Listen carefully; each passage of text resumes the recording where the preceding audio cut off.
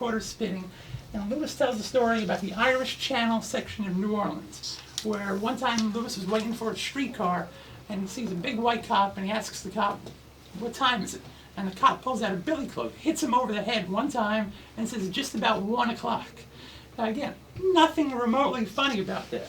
But Lewis tells the story, and he almost tells it as a joke. Yeah, do you believe the stuff I've had to go through? And he actually adds a little punchline to it. I won't spoil it. The sound quality is not great. But it has this room full of black people just screaming with laughter over such a crazy story. These people of an incident, you know, they are in New Orleans, when they're up down there called the Irish Channel.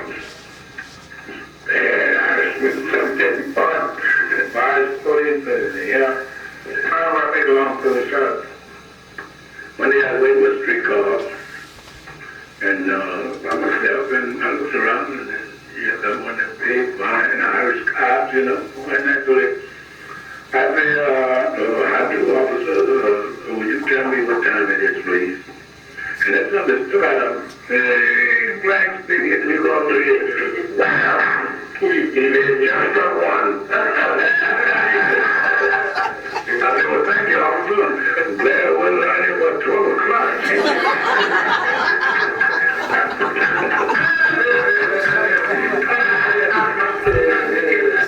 So, you know, this is the way Lewis viewed life, because you could imagine the stuff he saw when growing up in New Orleans, and occasionally he would write about it and get very serious and very deep.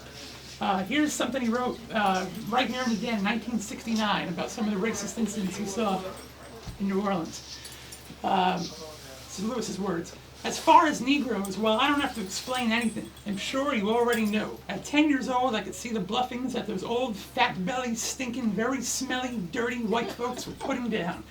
It seems that the only thing that they cared about was their shotguns, those old-time shotguns which they had strapped around them.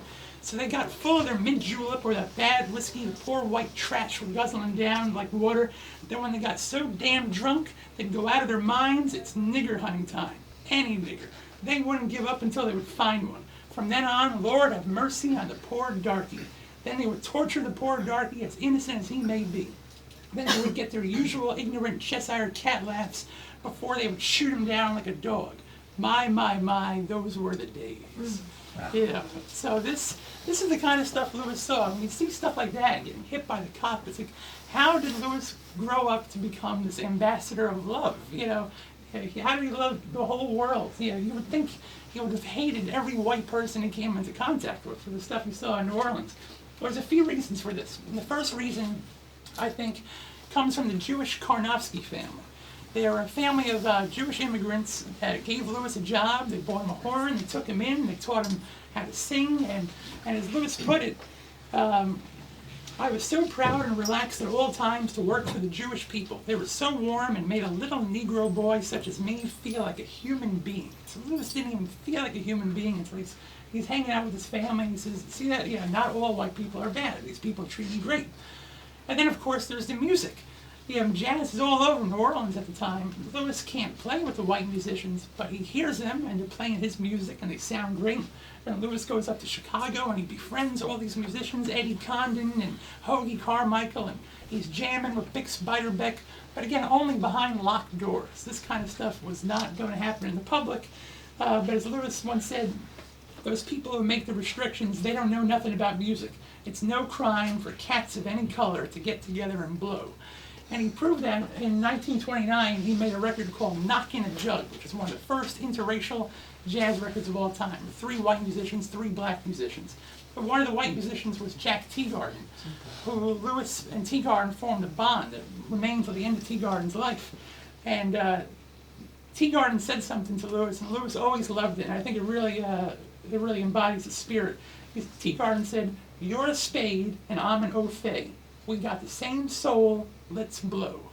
So that's how, you know, Lewis realized it. So Lewis was already above it. He realized this whole racist thing was ridiculous. White people are great, black people are great. Well, by this time, I'm talking about 1929, 1930, Lewis's star is rising. Yeah, he's touring the country. He has a white manager named Johnny Collins. And Collins got Lewis a lot of money and a lot of notoriety, but he also got him in trouble with the mob, Lewis couldn't play New York, he couldn't play Chicago, he was held at gunpoint in his dressing room. Collins, filed for bankruptcy and extortion, and Lewis, just did not dig him. Well, in 1933, Lewis is going to Europe. He gets in an argument with Collins. Collins calls Lewis the N-word, ends up going back to the United States, takes Lewis's passport with him, and Lewis is there stranded. Well, at the same time, Lewis had been playing so much trumpet for so many years that his lips were shot. So he needed to take about 6-8 months off. He cools it in Europe, and finally in 1935, he comes back to America. He has no band, he has no recording contract, he has nothing, no gigs.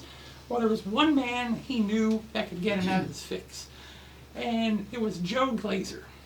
Now, no discussion about Lewis and race would be complete without mentioning Joe GLASER, because to a lot of people, Joe GLASER makes them uncomfortable. They're like, look at poor Louis Armstrong. Joe GLASER is the white slave driver sitting in his office counting the money while Lewis is touring the country night after night.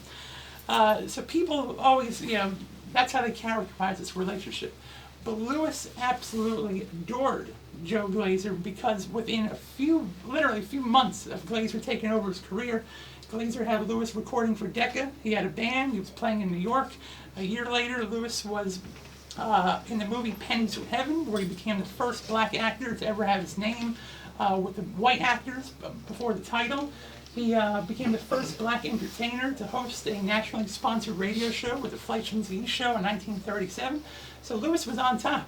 And Lewis had an agreement with GLASER. He found GLASER and told him, I want you to be my manager. You get me the jobs, you collect the money, you pay me $1,000 every week, free and clear, you pay off the band, the travel, the hotel expenses, my income tax, and you take everything that's left.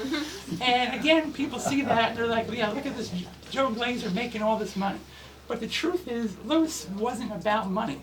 He had a setup that other musicians would have killed for. All he had to do was show up, unpack his horn, and play, and go back on the bus. He didn't have to worry about income tax. He didn't have to worry about paying anything. If he wanted money, he would just say, hey, send me some money.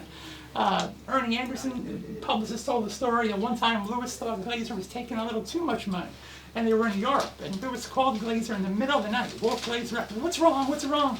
And Lewis goes, nothing's wrong, but we're getting some great reviews here, and I think we need a little extra $2,500. Next day, GLASER sent him the money, no questions asked. So Lewis had everything he wanted, and for the last 36 years, he never had to worry.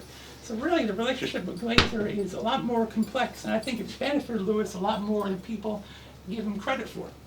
Lewis admitted as much on one of his private tapes from 1959. He was in Israel visiting the entertainer Babe Wallace, who was a black entertainer who had spent 12 years in Europe by this point. And Wallace was thinking about coming back to the United States, but he had no management, nobody knew who he was anymore, so he's